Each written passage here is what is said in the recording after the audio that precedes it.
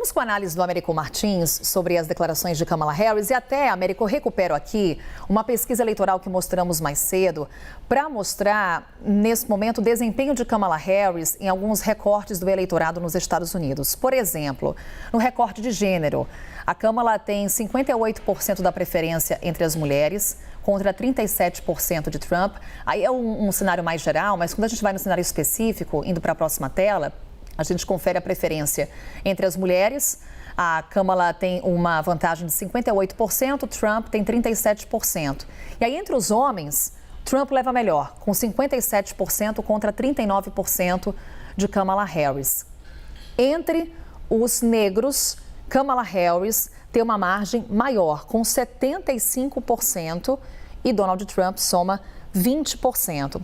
Portanto, aí trazendo os números em tela para vocês sobre exatamente o que eu estou explicando para a análise do Américo, porque é possível a gente associar o que as pesquisas revelam às recentes declarações de Kamala Harris, porque tem uma estratégia eleitoral aí nesse momento, porque o eleitor negro e também as mulheres, Kamala Harris já conquistou. O desafio para ela nesse momento é conquistar o homem branco. Sim, exatamente. Por isso ela escolheu, por exemplo, o Tim Walz como o seu companheiro de chapa, como vice-presidente. Ele que esteve junto da Kamala Harris e também respondeu as perguntas nessa primeira entrevista exclusiva dos dois, que foi transmitida ontem pela CNN e nós também na CNN Brasil transmitimos.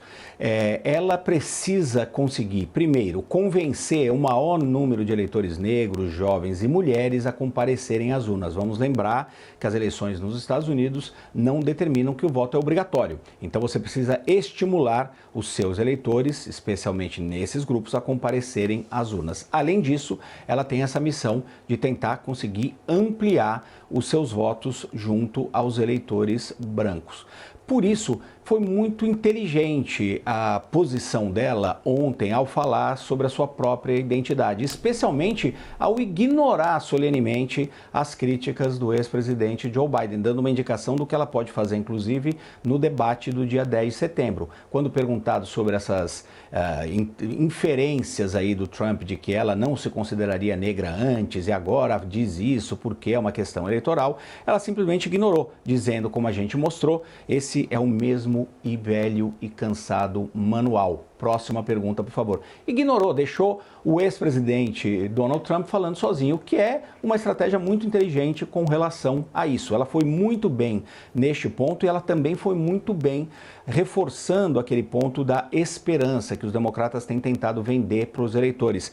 Quando ela, por exemplo, disse que existe uma visão distorcida na política, e isso é um fato, né, de que hoje em dia considera-se que um líder é aquele que consegue derrotar os outros, que coloca os outros para baixo, quando na interpretação dela, um grande líder é aquele que levanta e carrega junto um grande número de pessoas. Então ela tentou mostrar claramente uma certa divisão. Foram dois pontos altos ali da entrevista da Kamala Harris. Se eu fosse destacar dois pontos que não foram tão bem, um foi a imigração, que a gente comentou agora há pouco, quando ela tentou jogar a culpa nos altíssimos números de imigrantes ilegais que entram nos Estados Unidos nas costas do Donald Trump, uma estratégia que não vai colar, embora o Donald Trump tenha de fato boicotado uma lei que daria mais poderes para o governo controlar as fronteiras, mas um outro ponto em que ela foi mal é a questão do fracking, a questão ali da extração de gás de xisto usando técnicas